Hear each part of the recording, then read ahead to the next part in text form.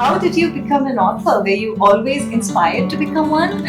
Or was it something that came to your mind at one point in time and you were like, ab to ye karna hai aage jaake? I see that she has a book called From Mukherjee to Malhotra that I think really signifies her married life and more. Then we have a few others in our hand, which is like the Cow in Kargil and Where the Boys Are. What made me an author, I would say, is, well, my first stint at writing. See, I'd always been a teacher. I'm on this side of the fence correcting the children's works and things like that. And then when I wrote my first article for Deccan Chronicle and it appeared and people read and they were all praises. So I was like, okay, I was very chuffed up. And I started working with the editor at Chronicle. She was very supportive. And she gave me the ideas of how to go about writing for the newspaper. Never done it before. So obviously, little bit of a requirement was there. But yeah, it came to a stage where I was at one time writing almost for 4 or 5 magazines and newspapers at the same time, sending out my stories from here to Indian Express in Delhi and the Hindustan Times. It was a fascinating journey, I would say. And then after that this was in 96 when we were here. And then we got posted to Srinagar. Now, being in Srinagar during the Kargil War, so it was bound to be many stories there. And I wrote a number of articles for Femina about the women there and how they were coping and about the flowers and the fields. I wrote a lot of things. And side by side, I started making notes of my observations. And that's how this book came about, The Cow in Kargil. You have to understand what the cow stands for. It's the commanding officer's wife. It's an acronym that only, I guess, Faujis will understand and Fauji brats should know, and now by now you know what it's like. So these boys in the squadron, they would always start clapping when I would enter because it was all fun and games. The cow has come, the cow has come, so they start clapping. I said, okay, I'll fix you guys. The name of my book will have the same name. So people have often asked me, Srinagar doesn't have cows. I said, yes, it does, but this is the commanding officer's wife. So that's how it came about. You will notice that the spelling of Kargil is also different because it doesn't, normally it's G-I-L and this is double Y and a double L. Only wanted to say that it was not just Kargil. It was about my entire life experiences. That's why, so one moment we are in Srinagar and the next moment we are in Bareilly and then the next moment we are in Hyderabad. So all of that and the experiences with people have come into this picture. And it has been very enriching. And the sweetest was when one youngster rang me up. Through the publishers, this thing, he had got my number. He said, ma'am, aapki book dekh ke maza aa gaya. I said, dekh ke maza aa gaya? Padha nahi tune? He says, padhunga na, isliye to ghar le ke aaya hu. I said, thank you. He was very tickled. And because he, being an Air Force child, knew what a cow was. Because not everybody can understand cow kya hai kya. So that was a good fun part of it. So this book is actually an observation of all that happens behind the scenes on an Air Force station. You see a lot of Air Force officers and Army officers writing their memoirs, but I don't think any woman has written it down. So there's the heartbreak, there's the pain, and there's also the joy. Little incidents that I've copied into this, little things. I'll give you one teeny example. One youngster, now we all know that the discipline of the Air Force, of the Army. If the timing is 7:45 to gather in the officers' mess, you better be there at 7:43. And there would be this youngster who's sneaking in from the back door and trying to come in quietly, and my husband would catch him. Kahan ja raha? Kahan ja raha? So he would come and say, sorry sir, we got held up on this and that. Make sure that you're back on time. He was very particular because that's a part. And I used to tell him, I said, kya hai, tum aise piche pad jate ho, 2 minutes here or 2 minutes there. He says, 2 minutes here and there may not be very much for you as an outsider. But for fighter flying, it is a matter of life and death. And he explained it to me. He says, it takes less than a minute for an aircraft to go into the ground. I said, okay, bas, thank you. Pata chal gaya. Thank you very much. Aur nahi bolna mere ko. And I saw that. I've been through one of those. It's been tragic, but yes, life goes on. So that's why my first book is very precious to me, because a lot of my own journey. The second book, that is The Lahore Connection, which is not here, is about all these wonderful women that I have met and their stories. They're all been fighters and survivors. Amazing women, and their stories had to be told. I have been very cheeky. I have not sought out their permissions to write their stories, but I have not mentioned their names just to keep the privacy. To give you an example out of that, one of those? Yeah, ma'am, definitely. Because the very first story where the Lahore Connection begins from is about this lady I've known. She was an Anglo-Indian. This was based in Lahore. And she got married to an English man. And during the war and all, he went back to his country. And this lady joined the women's corps. And she also got posted out. Now, they had already got married before that. Shadi ho gaya tha, and they had two girls, and these two girls were put into the hostel in Simla. The war started and the war continued, and the girls were still in the hostel and they didn't know what was happening. And then the partition came, and they were told to come back to Pakistan because they were from Lahore. So they were told to come back to Pakistan, and then when they reached home, the church looked after them and they said, you can't go back home because your home is burnt. These girls, then they went back to the school. Thereafter their lives became so different because father had already died before that. Mother was nowhere in sight. And so these two girls were literally brought up by themselves. And the elder girl married a Parsi officer in the Air Force. She became a nursing officer and she married this Parsi officer. And that's how the whole story came to me. Because when we got talking, and she told me how her mother came back one day. Wow. Like how? She came back because she was looking for her daughters. Okay. And through her connections in the REN, that's the Women's Corps of the British Air Force, Royal Air Force. From there she found out about her daughters, where they were. There must have been the connections and all the rest of it. And she came. She came to meet her daughters. And when she came to meet her daughters, these two girls were there.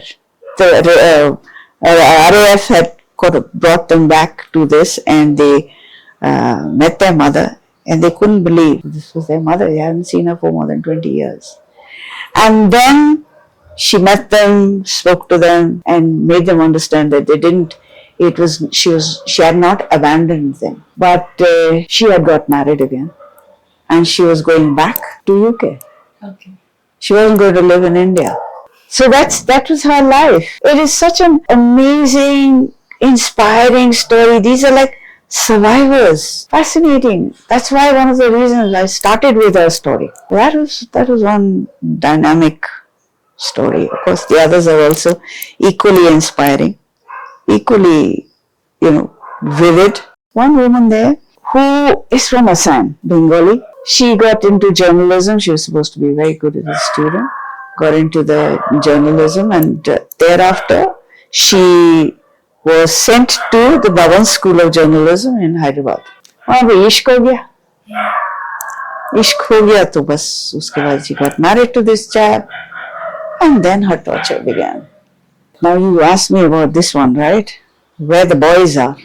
This is gut-wrenching. Because these are stories these are 11 stories that have come to me from individuals who have been physically and sexually abused. And therefore, the title says it all. Where the boys are, someone waits to be heard. लड़के रोया नहीं करते, पता है ना?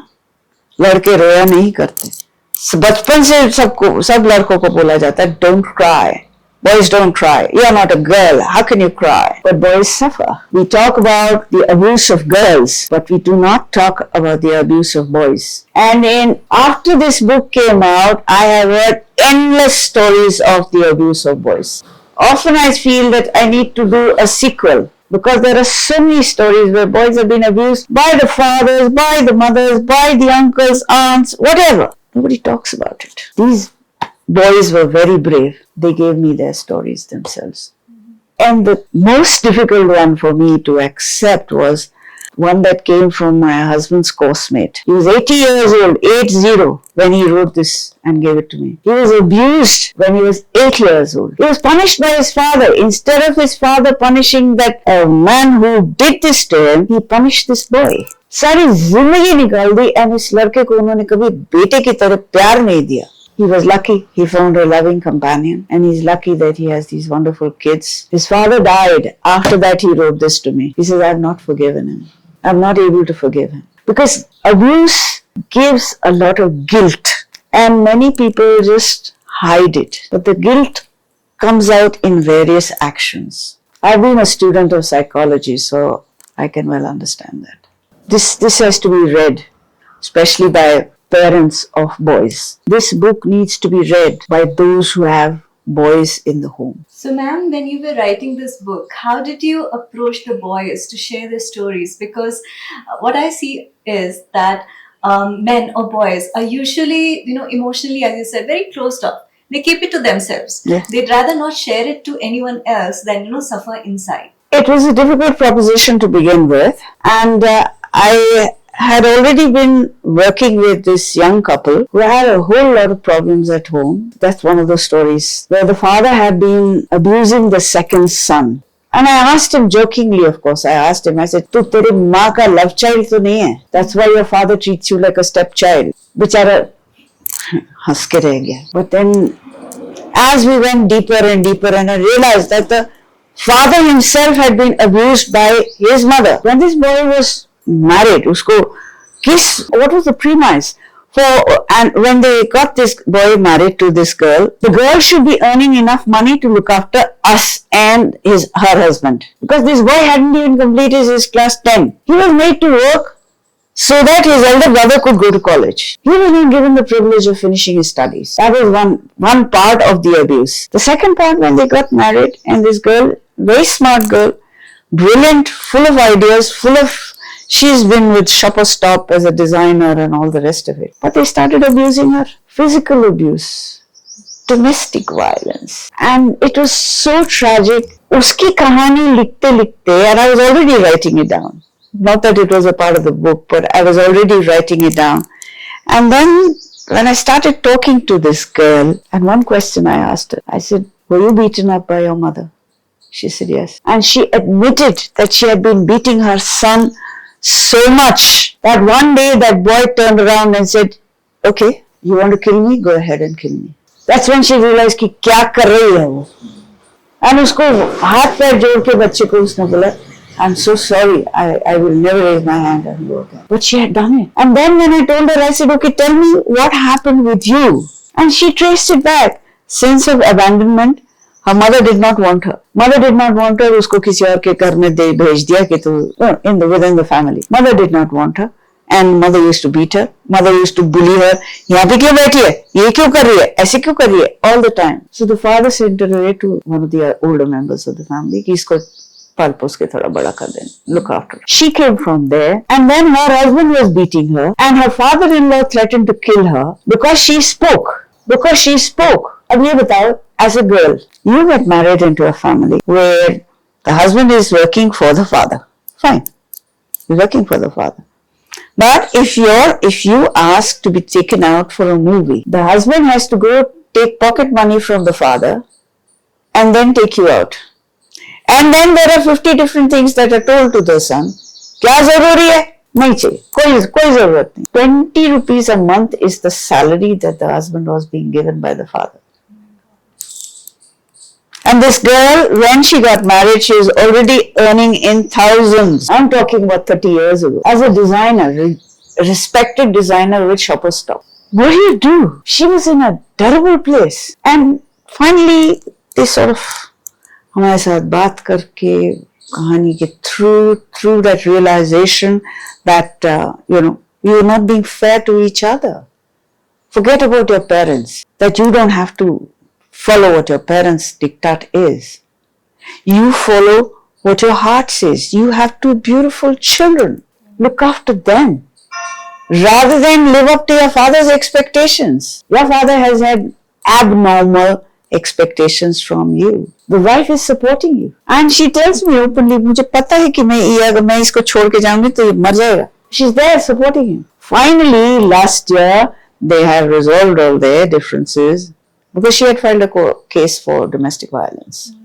And she was being told that she can live on her own if she wants to leave her husband. Husband बोलता है मेरे को छोड़ के नहीं जाना. He can't live without. The children are grown up now. The son is working. The daughter is working. And these two, the boy and the girl, have finally set up their own place. They've got their own store. And they are surviving. They're doing well. It's a positive story. But after all that, they have suffered. So that's one of my heroines, I call her. I have a lot of respect for her. She's been invited by the School of Business to speak and to be a part of their learning curriculum. All of that. I mean, that much of respect she has been given for her design work. She's an expert in technology, textile technology. वो सब है. मगर घर पे उसको अगर जूते पड़ रहे हैं तो फिर उसको क्या मिलेगा? Because as women we've always been told home comes first, family comes first. But then she's one of my heroines. And I love her for that. That she has come back to being as normal as possible. So ma'am, do you still teach and where do you do that? I am still teaching, yes. And currently I'm teaching the Agniveers. That's the new brand of soldiers at the Ordnance Corps. They are what is known as the 2 Training Battalion. So I go there to teach them English. Essentially, they are all class 12 pass. And they're coming from rural areas. And their work is going to be about, they're going to be the clerical staff. So when they are clerical staff, they draft letters and they can make copies of whatever they have to do. So just helping them get their English in order. Because most of their work has to be done in English. They're very comfortable in Hindi, but ask them to do translations, वो भी नहीं होता है. So, well, their language skills need to be polished up a little bit. That's about it. And also, simultaneously, whenever there's an opportunity, we have something known as the English Writing Club for engineering students. So there are 2-3 of us. We work there, we go take workshops and teach them. Just like a freelancing thing. That's about the sum total of teaching. I used to be a volunteer teacher at the blind school also. Blind school, there are other people who have taken over. The Agniveer teaching is more interesting because I remember telling at the blind school, as a teacher you keep saying, look at me when I talk to you. And then I almost bit my tongue because I said, what can they see? They cannot see me. So that was, anyway, that was a great experience also. So ma'am, you have done so much in your life. Could you tell us a few words about those older people who are yet to find the inspiration to pursue their dreams? And also, what are your future plans personally? देखो बड़े लोगों को ना कुछ सिखाना बहुत मुश्किल है.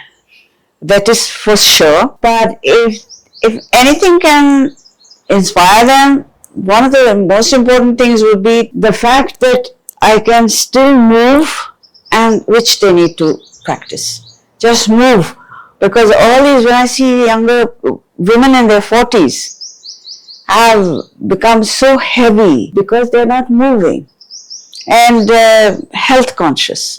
At the drop of a hat, you start eating all the stuff that you shouldn't be eating. One of the offshoots of playing games has been that I have learned to look after my body and I have learned to take care of my stomach. Stomach को control करते हैं तो बहुत कुछ control हो जाता है. But ये भी है that when you are growing older and there's nothing that interests you, your children have left, husband is busy, आपका करने के लिए कुछ नहीं है.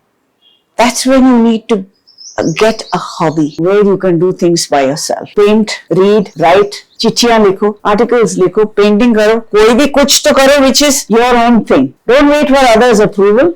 Don't wait for anyone else, because you are going to be your best friend if you can. Older people need to understand that. But it's a difficult situation. I'll tell you why. Because सारी जिंदगी you are told लोग क्या कहेंगे, लोग क्या कहेंगे.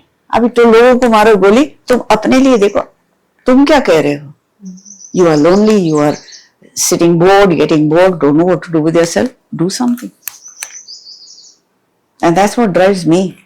I wouldn't know what to do with myself if I didn't have something else to do. And ma'am, your future plans?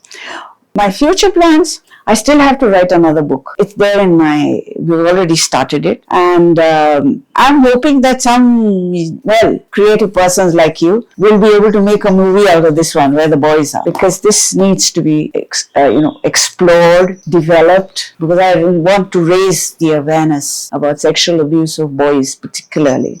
That's one. And the Baki future plans, we'll take it as it comes. If I got an opportunity to go for a sailing trip, maybe, why not? And I'm still looking for a sugar daddy to take me on one of those, 5-star Queen Elizabeth kind of, that sailing trip where you have a fancy luxury cabin. बोलने में क्या जाता है? कभी नहीं होगा. But it's okay. Good to be able to think about it. Yeah. What do you say? Yeah, ma'am. If the sugar daddy doesn't come, I will do it for myself. Thank you so much, ma'am, for your wonderful insights. It's very rare for people this age to be opening up so much about their lives, their dreams, and their upcoming dreams, and even inspiring other people to come along with their journeys and their dreams. So thank you so much, ma'am. It was wonderful having you. This is Ankita signing off.